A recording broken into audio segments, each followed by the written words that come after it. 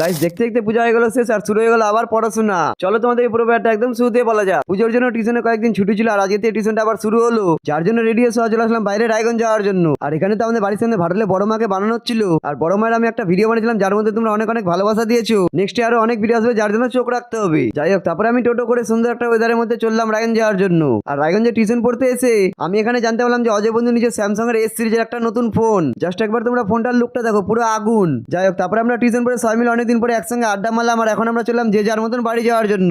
আর ওদেরকে টাটা বলে প্রথমে আমি টোটো করে তারপরে বাসে করে সহ চলে আসলাম হচ্ছে বাড়িতে।